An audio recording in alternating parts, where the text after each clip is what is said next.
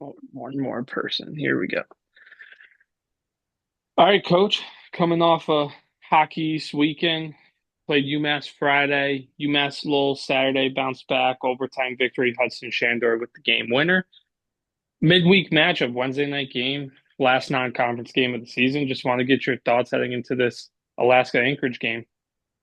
Yeah, we've played, I think this will be 5 games in 10 days for us. So we've had a big stretch of hockey here, and uh, we certainly want to finish it off, I think, the right way before we go into a little 9 to 10 day break. So it's going to be a really important game for us. And we played these guys 2 years ago in a very similar situation, and the game went to overtime. So I have the utmost respect for the way Matt runs his program and uh, the Alaska Anchorage team that's going to be coming in here is going to be a formidable opponent for us on Wednesday night. And just like many of the other teams we play during the season, we're going to have to be really sharp and at our best if we want to obtain the result that we expect to. And, uh, you know,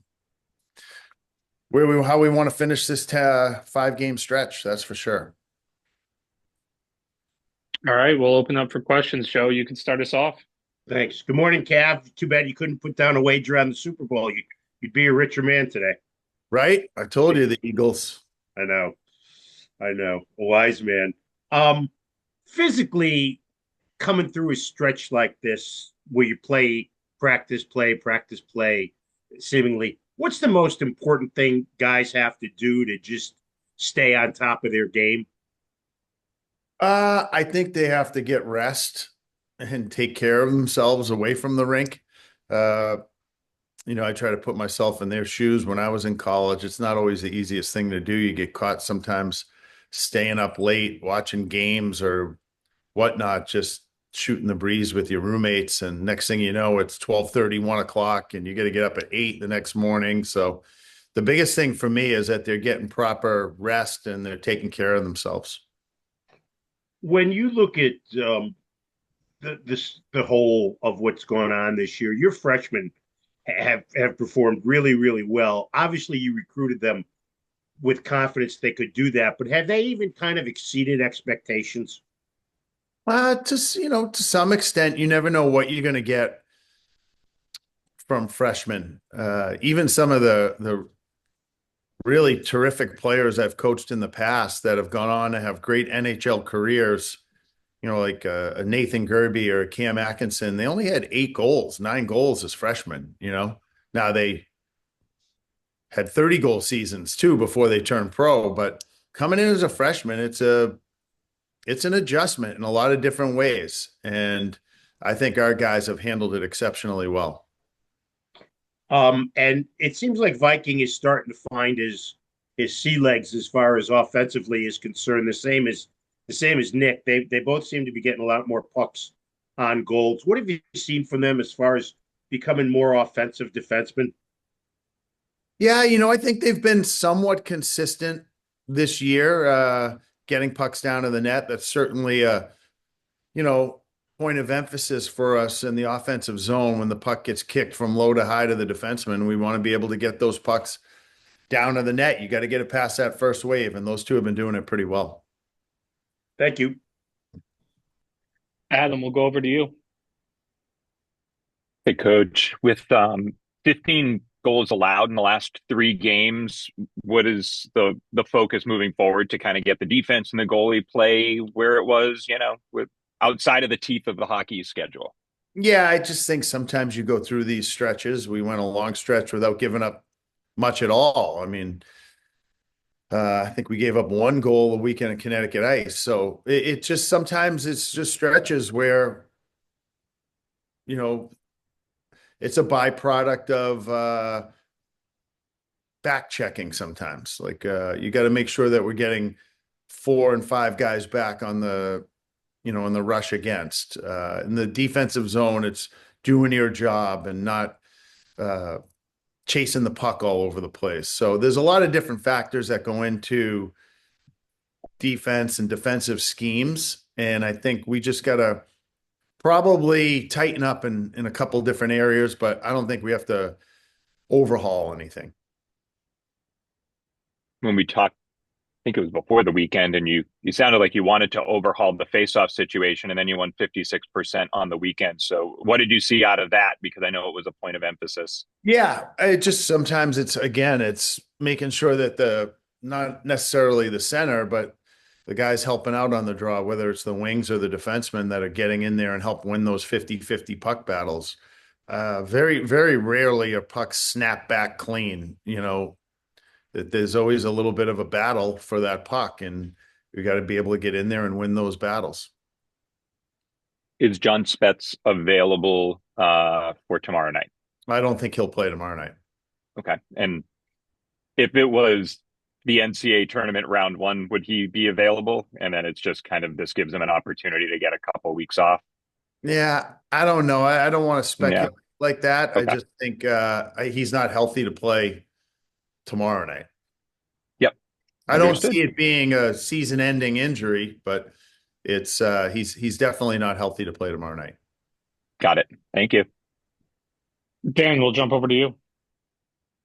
Just a little bit in that regard, but I think you've been going every weekend for the most part since going out to Milwaukee. So, once you get through this game, is there just going to be some value in getting a weekend off and resetting before you hit down the final stretch?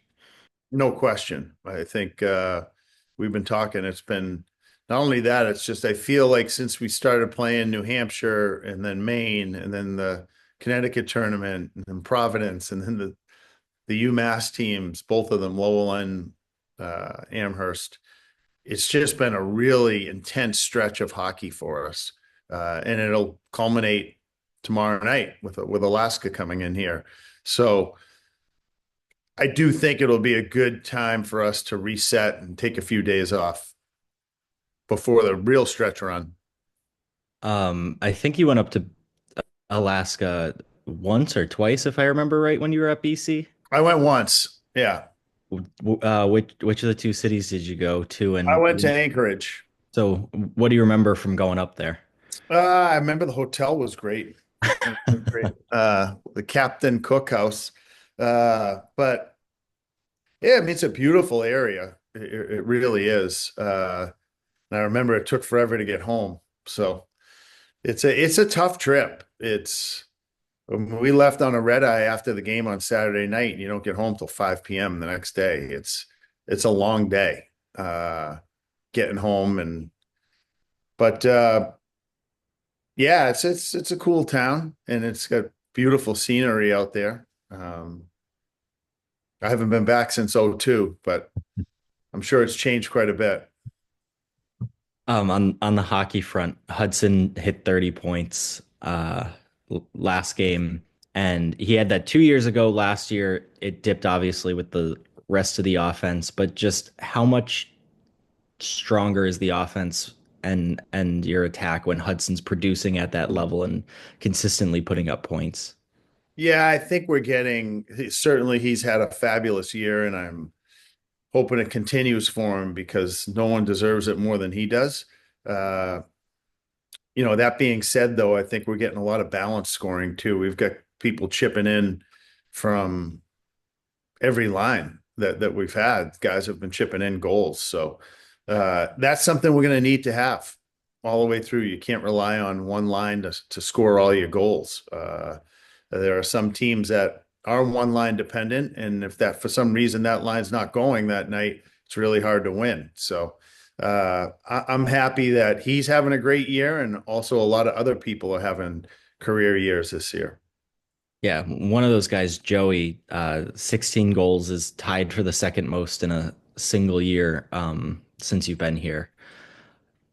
I remember when he came in that you said he was a goal scorer, and that's why the Sharks picked him. Just what makes him so good at putting the puck in the back of the net? Yeah, that's one of those things that it's a hard thing skill to teach. It's just some kids have a knack for scoring goals. And one, you got to put yourself in position. And Joey skates and competes and goes to the hard areas to score goals. And he's got a terrific skill set around the net.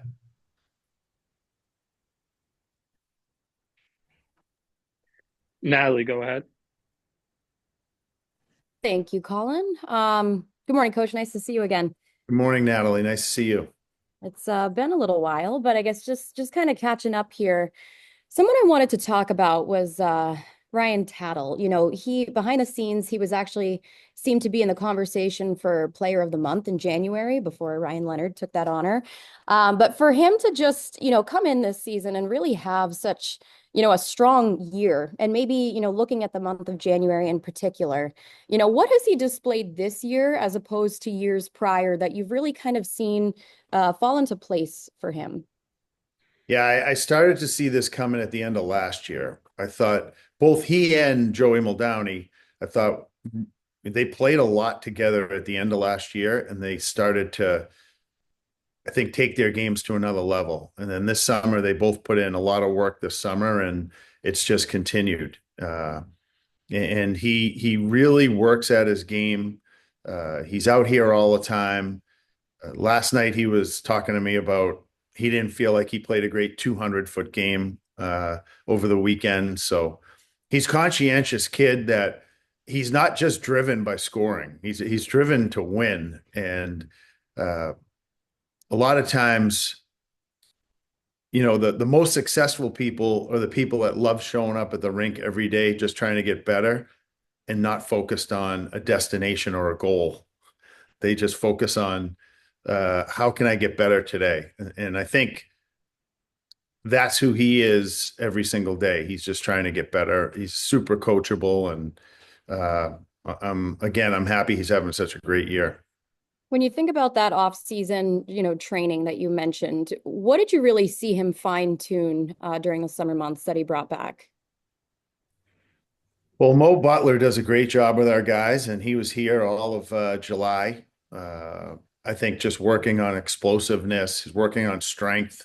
One area where I think he's really improved is he's winning battles down low. He's not a physically imposing guy, but he's very strong on his skates, and he's got an excellent stick. And you have to have, he uses his leverage, and he gets strong, and he goes into battles ferociously, which helps him win a lot of battles, and in turn get him he'll see more scoring chances when that's the case.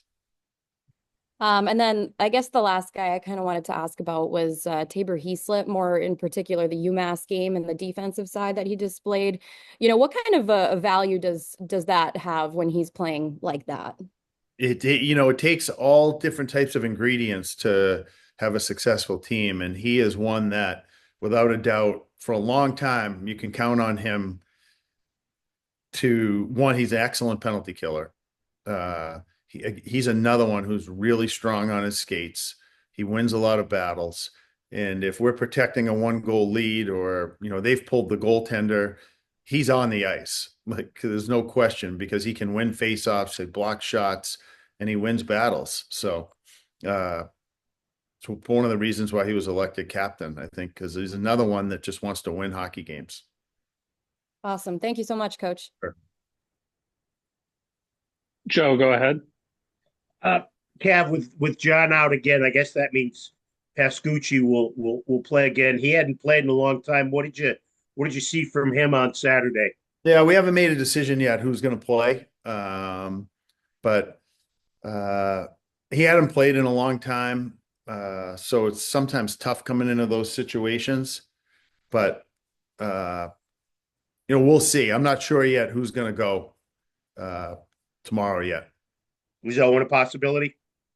Everyone is. So is Bauer Smith. I'm sorry, Bauer Swift. Okay. All right. Thank you. Yeah. Dan, go ahead.